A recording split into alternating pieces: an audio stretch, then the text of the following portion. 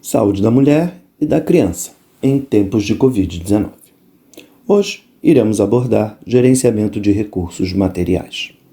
Sou o professor Fernando Porto e sejam todos bem-vindos.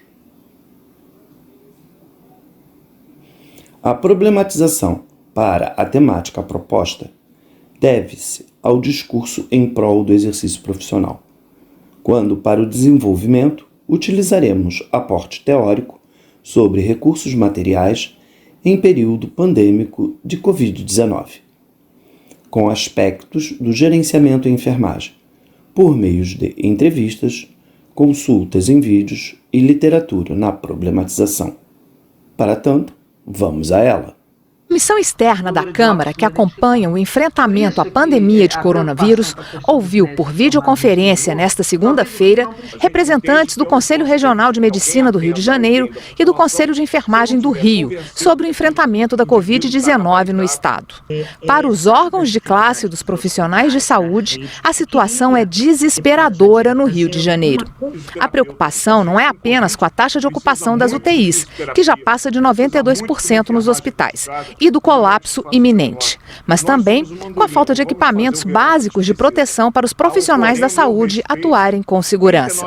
O resultado disso é que mais de 1.000 enfermeiros e 1.500 médicos do estado foram afastados do trabalho por contaminação por Covid-19.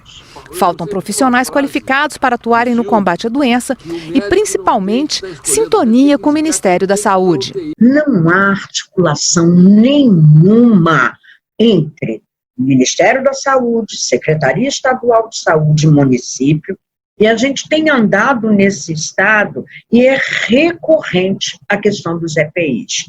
Isso se agrava na medida, como eu já disse anteriormente numa oportunidade, tá? Que nós profissionais de enfermagem estamos full time com esse usuário, seja em qualquer nível de complexidade de atendimento.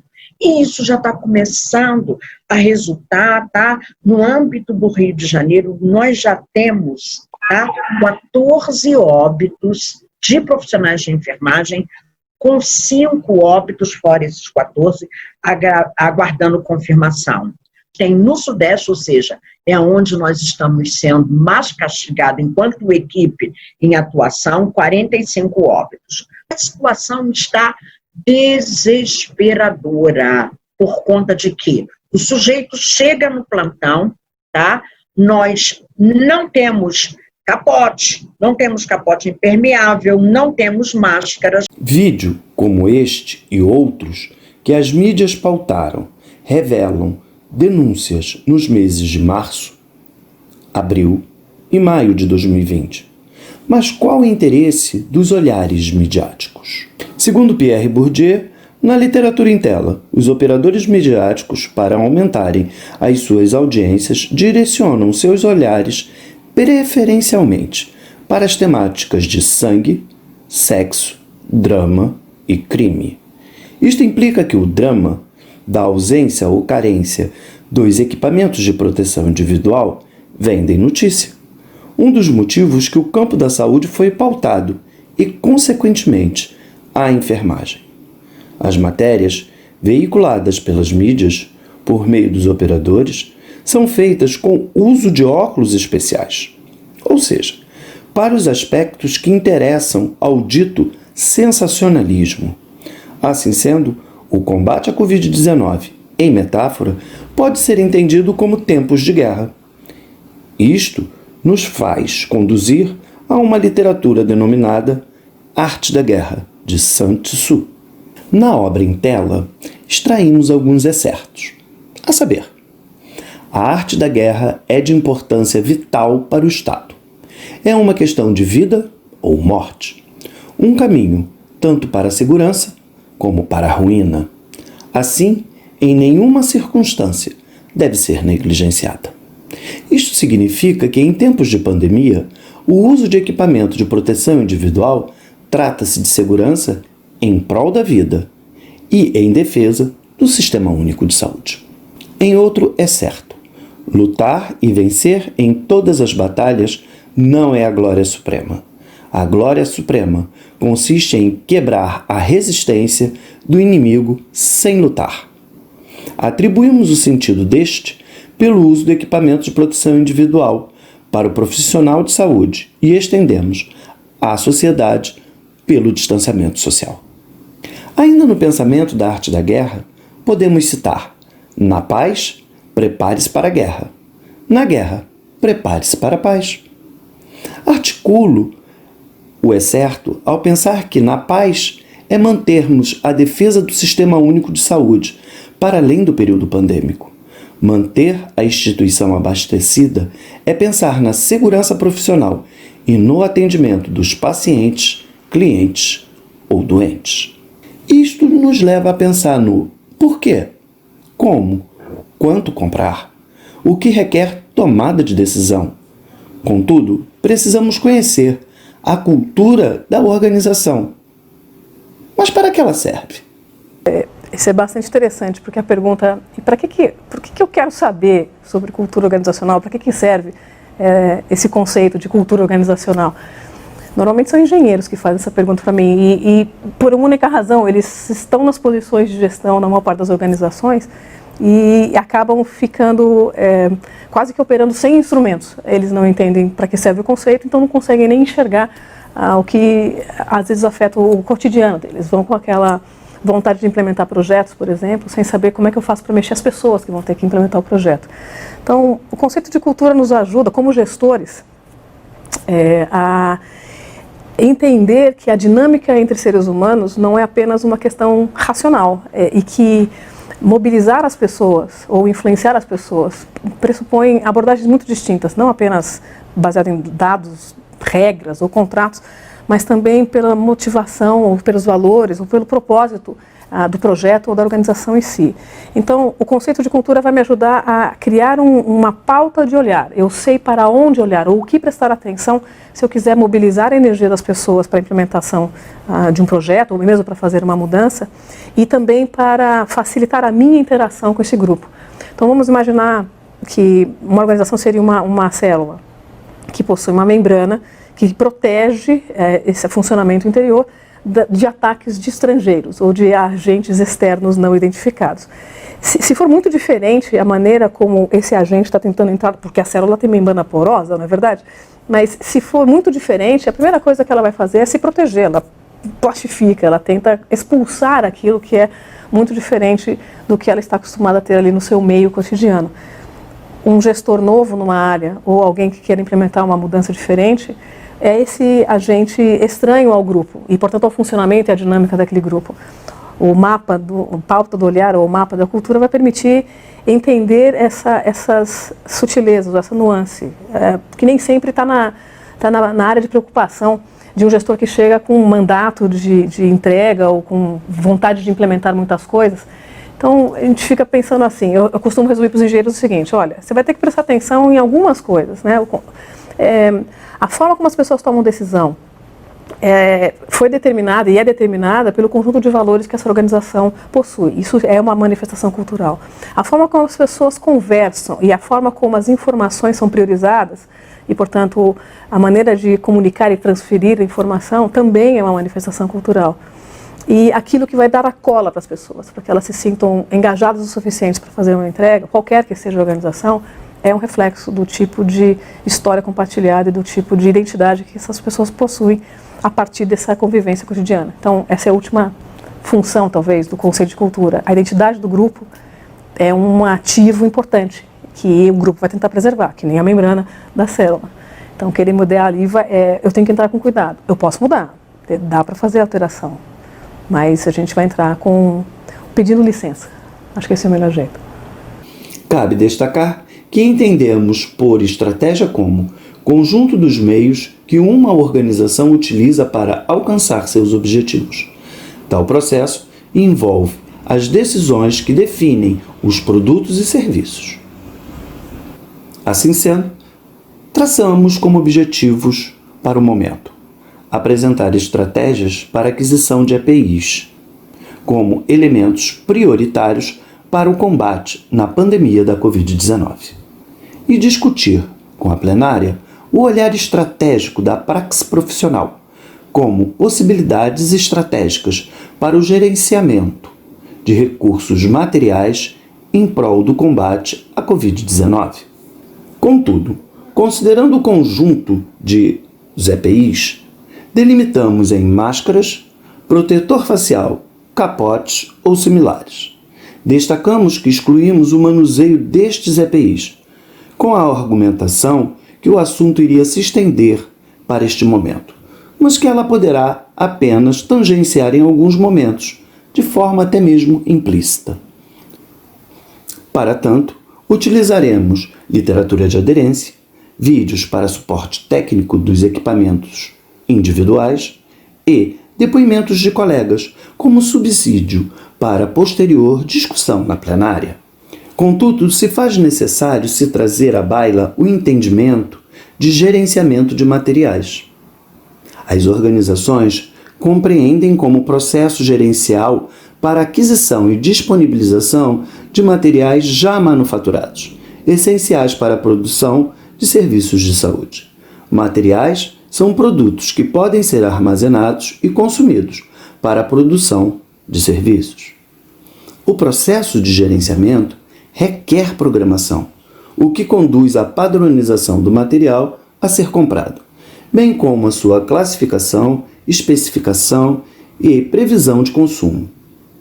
Isto organiza a compra e inicia pelo controle de qualidade e por meio de licitação. Compra executada, ocorre a recepção, que é a chegada, o que requer espaço para o armazenamento, e em seguida distribuição e controle para os setores afins.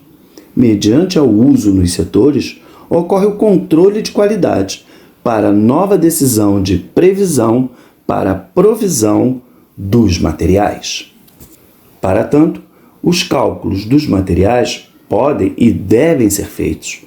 Na atualidade, são realizados por softwares específicos, considerando o estoque de segurança entre 10% a 20%, mediante a cota e o consumo médio mensal. No Brasil, atualmente, as modalidades de licitação são em número de 6. 5 delas estão descritas no artigo 22 da Lei de Licitações e Contratos, a Lei número 8.666, de 1993. São elas: concorrência, tomada de preço, convite, concurso e leilão. Já o pregão foi regulamentado pelo Decreto 3.555 de 2000 e seu objetivo é desburocratizar o processo licitatório. Mas por que comprar? Antes da compra, precisamos testar o material para aquisição, verificar as condições do espaço físico para a alocação dele, como rede elétrica, gás, ventilação, iluminação, aeração. Pois a compra inadequada acarreta desperdício de verba, perda de confiança no gestor, dentre outros fatores. Outro elemento importante é como comprar. Para este é necessário se detalhar o item a ser comprado, verificar se a especificação é compatível com o serviço a ser prestado, pois, caso contrário, a compra não atenderá aos seus fins. Verificar as condições da embalagem na compra, data de fabricação, lote, data de esterilização, prazo de validade, autorização governamental. Reforçando o dito até o momento, o planejamento é fundamental. Neste sentido, se faz necessário estatísticas de consumo do material para a compra, sendo importante que a instituição tenha política de padronização, pois isso agiliza a decisão para a compra.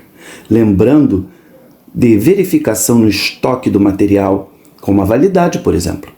Etapas deste processo existem software que ajudam no controle. Destacamos também algumas observações, a saber, material exposto. No setor é a possibilidade de aumentar o consumo, logo a visualização deve ser restrita para não acontecer consumo desnecessário. Uma estratégia adotada em algumas instituições é organizar o material por paciente, doente, cliente em um box ou escaninho correspondente. Contudo, para cada membro da equipe, o uso de máscara, capotes, macacões, cabe considerar o tempo de uso pelas normas técnicas. O Conselho Federal de Enfermagem recomenda, com base na Organização Mundial de Saúde, para a residência, espaço que vem crescendo os cuidados de enfermagem em público, atividade, EPI, com o lema, conforme em tela, proteger a enfermagem é proteger a saúde do Brasil, considerando a vulnerabilidade dos profissionais na linha de frente em diversos espaços do cuidar.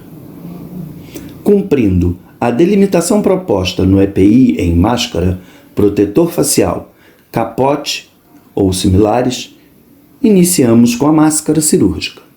Em tela, alguns dados técnicos que ajudam em diversos momentos para a decisão de por que e como comprar. Contudo, também entendemos ser interessante saber como elas são confeccionadas nesse processo para aquisição, como veremos a seguir. Montagem utilizando as 3 folhas de não tecido com medidas idênticas. Fizemos a barra com o clipe embutido. Para fixá-lo, usamos a máquina travete ou a máquina reta, dando um pequeno retrocesso. Costuramos as pregas laterais de cada lado, respeitando as marcações do molde, conforme verificado no momento do corte da peça. Depois, fixamos as 4 tiras que serão usadas pelo usuário para prender a máscara ao rosto. Para um acabamento perfeito, passamos a overlock nas laterais e na parte inferior da peça. As máscaras prontas foram colocadas em embalagens próprias para esterilização e encaminhadas para o autoclave. A distinção para o uso delas, como vamos ver. A pergunta é: qual a diferença entre máscara N95 e a PFF2? Na verdade, a gente está falando da mesma coisa. N95 é uma nomenclatura americana.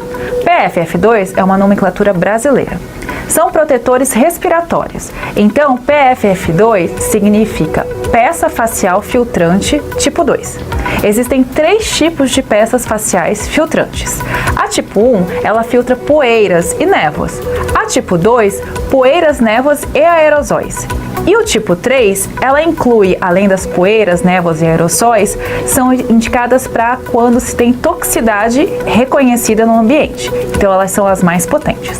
A PFF2, que está sendo indicada nesse momento de coronavírus, é a peça facial filtrante número 2 para névoas, poeiras e também aerosóis. Algumas marcas vão oferecer no mercado com ou sem válvula. O que é uma válvula? Aquela válvula é chamada de válvula de exaustão.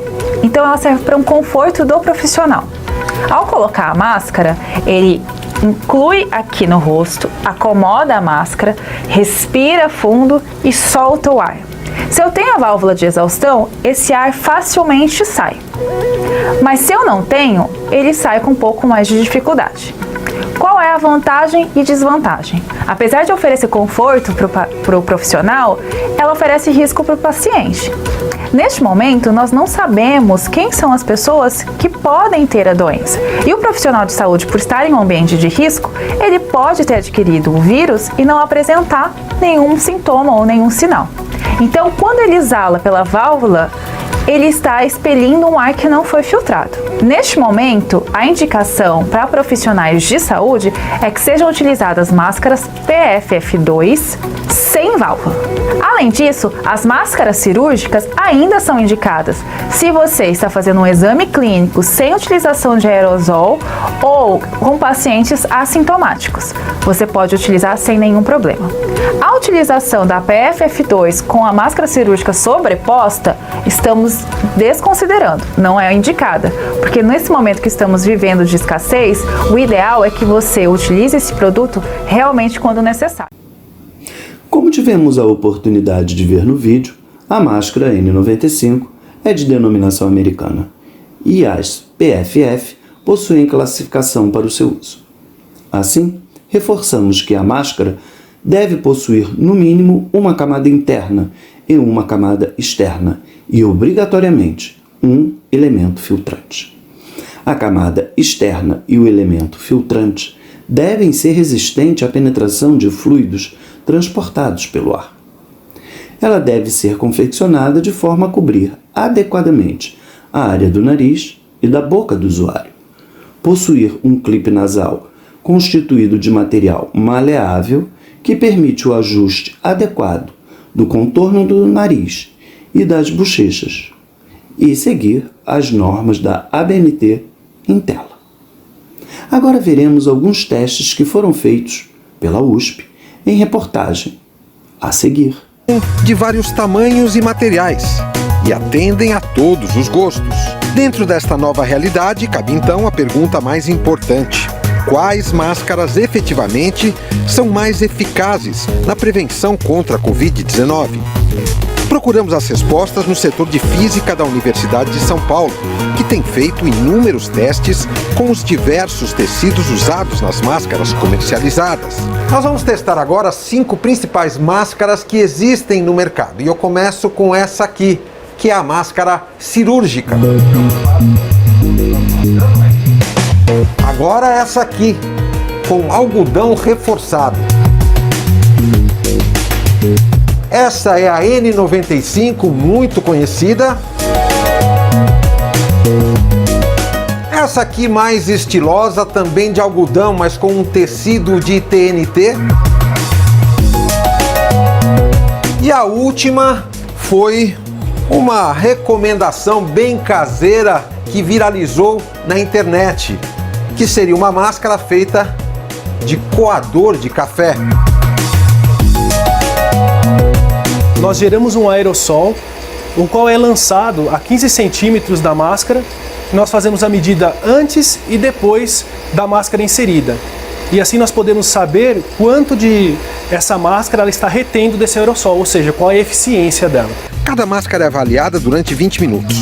Todos os dados são coletados por esse computador, que analisa a entrada de partículas que tenham o tamanho aproximado do novo coronavírus. Ao analisarmos essa máscara aqui, que é uma máscara cirúrgica, ela teve uma retenção da ordem de 98% a 97%. Já essa máscara aqui, que é a N95, essa é uma máscara muito boa e chegou a 99% de retenção, segundo os nossos testes. Essa outra máscara aqui, que é feita de um algodão bem grosso, ela chegou à ordem de 60% de retenção. Já comparado ao filtro de café, que retinha da ordem de 40% das partículas. E também essa nossa máscara aqui, ela reteve da ordem de 56%, porém, quando fizemos a medida na costura, diminuiu para cerca de 45%. Já estamos em outro setor da universidade, o laboratório de microestruturas, que checa e fotografa os tecidos. Vanderlei John coordena o projeto Respire, que busca o tipo de material ideal para fabricar as máscaras que serão doadas ao hospital da USP. Ele explica os perigos que as máscaras com costura frontal podem ter. A costura que as pessoas estão fazendo no meio da máscara para deixá-la mais bonita, ela está sendo um ponto de fraqueza. Ela praticamente elimina o efeito de filtro da máscara. John também chama a atenção para outro detalhe importante. A boa máscara, além de ter um tecido resistente ao vírus, precisa ser confortável. Conforto tem 3 componentes, eu diria. O primeiro deles é o elástico não ficar te forçando, né, a orelha, né? Tem que ficar natural, tem que ficar fechado, mas confortável. O segundo coisa do conforto é eu conseguir respirar. Eu respirar, o ar entrar sem que eu tenha que fazer esforço. E o terceiro, a coisa do conforto, é o calor, né? Quando a pessoa está desconfortável, ela começa, vou fazer aqui só, né, a mexer na máscara, a gestar a máscara, abrir aqui para entrar um ar, né? Todas essas atividades contaminam a mão, contaminam. O protetor facial, também conhecido como Face Shield, é um EPI para evitar o contato por gotículas, salivas e fluidos nasais, que possam atingir o rosto, nariz, a boca e os olhos. Sua indicação é contra o vírus, bactérias e outras contaminações. Trata-se de EPI com design moderno e clean, utilizado por diversos profissionais da saúde em espaços institucionais, mas também pode ser usado por pessoas comuns. Existem diversos modelos. A higiene é feita com álcool a 70 ou água e sabão neutro e ser reutilizado, desde que seja individual.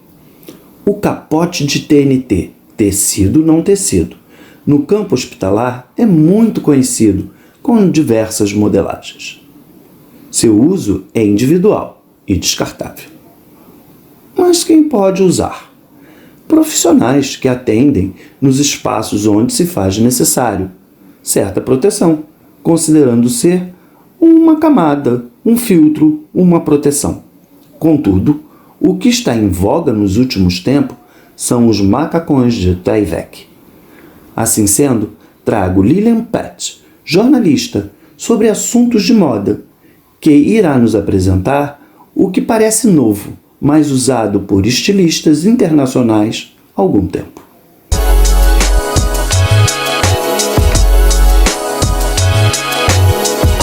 Bom, tá todo mundo acompanhando as notícias da pandemia do coronavírus. Em casa, eu espero. Eu tô, pelo menos. E então a gente tem visto direto os médicos e enfermeiras e profissionais ligados à saúde sempre com aquela roupa branca, todo protegido e tal, né? Mas o que essa roupa tem de tão especial, gente? O segredo dela tá basicamente no material. Parece um tecido, mas não é um tecido. Parece papel, mas não é papel. Assim como produtos como Gillette, Lycra, Nylon, é um produto que foi patenteado e o nome dele é Tyvek. Aqui no Brasil a gente fala Tyvek, mas o certo em inglês seria Tyvek. É uma patente da Dupont, mas lá nos anos 80, se não me engano, já estilistas de vanguarda super adotaram esse material, que eventualmente aqui nesse vídeo eu vou chamar de tecido, mas vocês já entenderam que não é um tecido, né? Não, vocês não entenderam porque eu não expliquei ainda, mas eu vou explicar.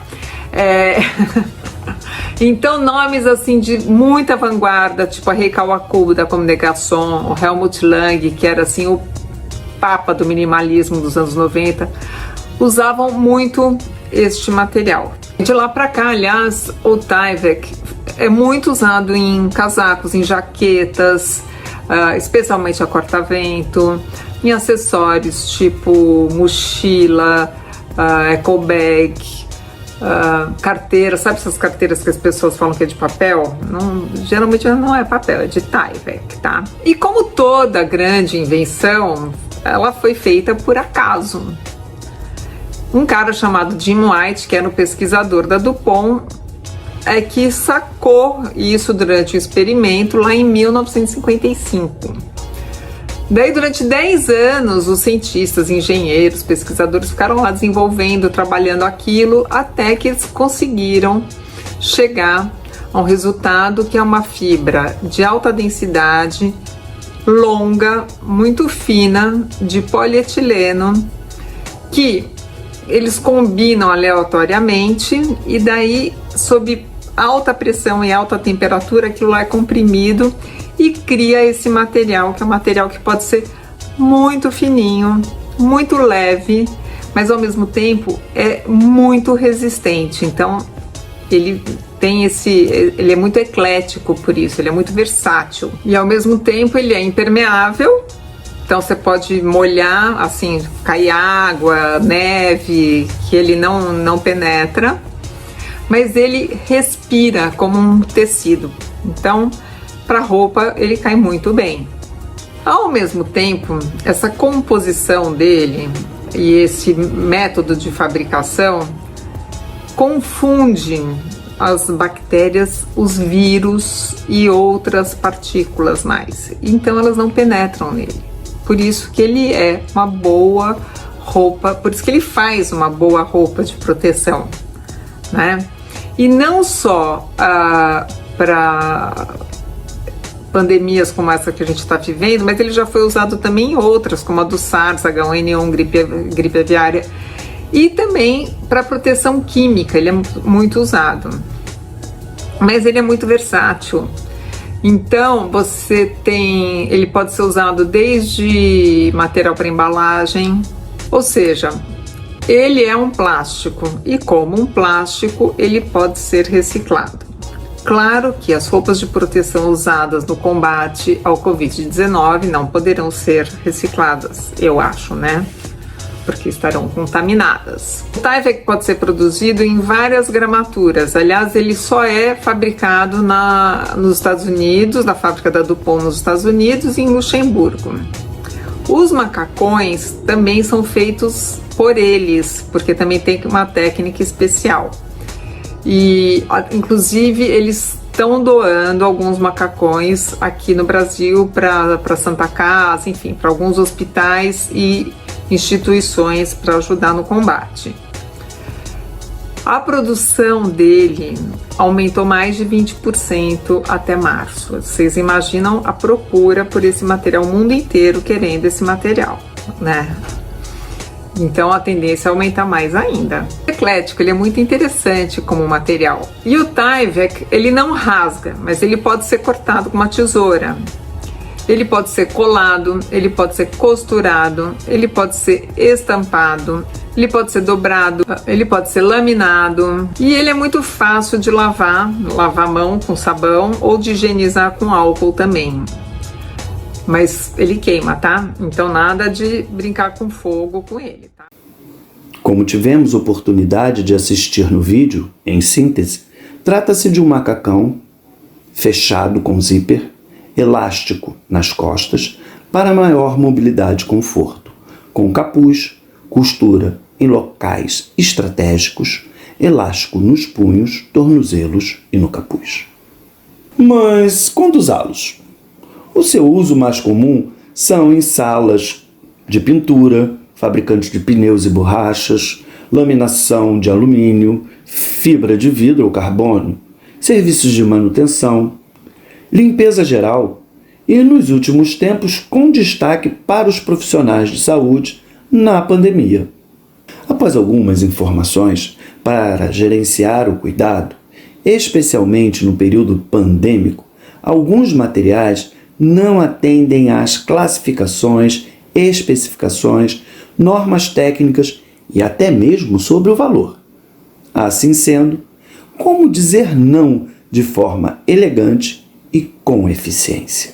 A obra em tela é uma dentre várias que nos ensina a como dizer não com elegância e eficiência para 20 situações diferentes. A saber, não para mais trabalho, não para chefe, não aos subordinados, mas para este momento iremos abordar não para vendedores, ofertas e propostas pela aderência temática. Nesta perspectiva, apresentaremos 2 dicas. A primeira, ao dizer não para um determinado produto, ou seja, deixe claro que não é para o fornecedor. Isto mantém a porta aberta para futuras negociações. E a segunda é quando a resposta é um não para o debate, sendo desnecessário. A resposta como negativa, muitas vezes a outra parte pede justificativas, argumentos, dentre outros aspectos. Seja objetivo e direto, bem como não dê margem para questionamentos. Em síntese, estrategicamente, quanto mais rápido a resposta negativa for dada, mais rápido o problema fica resolvido. Convidei também alguns colegas da prática profissional. Então, chamo o enfermeiro Hugo para nos falar um pouco da perspectiva da Comissão de Infecção Hospitalar. Olá, Fernando, e a todos os presentes. Primeiro, gostaria de pontuar que, embora a discussão sobre o uso de EPIs na assistência à saúde seja tão emergente e necessária, o que nos leva a reflexões acerca da prevenção de doenças na área assistencial, o Serviço de Controle de Infecção Hospitalar só passou a ser obrigatório nos hospitais brasileiros a partir do ano de 1997, o que pode expor a dificuldade de determinadas instituições e até mesmo a mentalidade de alguns profissionais quanto às falhas no uso de EPIs e nas orientações quanto à prevenção de infecções. E como já bem disse o professor Fernando na sua apresentação, pensar no local adequado para o armazenamento dos EPIs, e aqui eu acrescento a preocupação quanto à quantidade a ser adquirida, precisa fazer parte do planejamento de compra dos mesmos, no sentido de garantir a qualidade desses equipamentos quando na posse da instituição. Do contrário, poderá haver prejuízos quanto a equipamentos danificados por armazenamento inadequado. A respeito disto, recentemente na minha instituição, tivemos problemas quanto à disponibilidade de espaço para armazenamento de luvas e máscaras que foram comprados em grande quantidade por medo de que faltassem no mercado por conta do início da pandemia.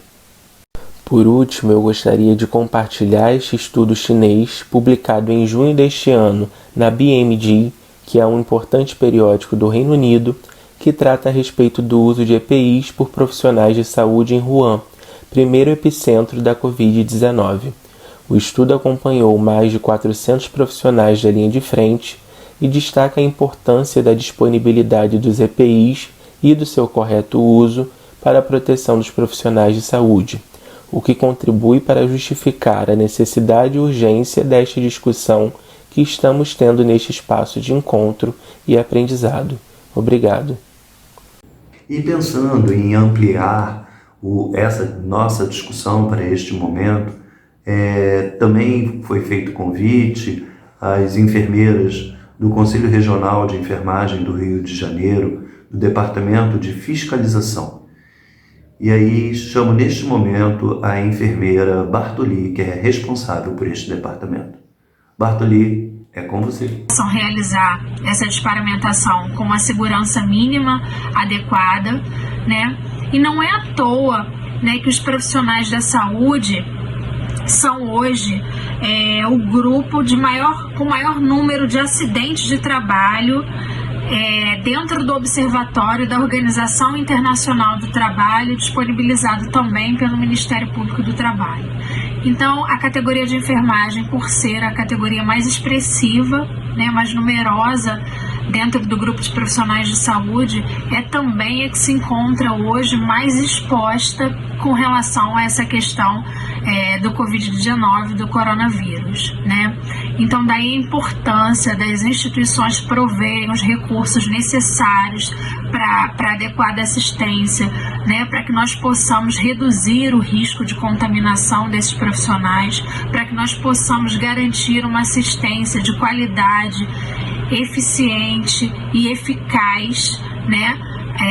Aos pacientes que ali se encontram necessitando, né? E aí a importância também da atuação do Conselho Regional de Enfermagem, identificando essas irregularidades, promovendo ações civis públicas, reportando denúncias ao Ministério Público do Trabalho, à Agência Nacional de Vigilância Sanitária, às secretarias municipais de saúde, secretaria estadual, enfim.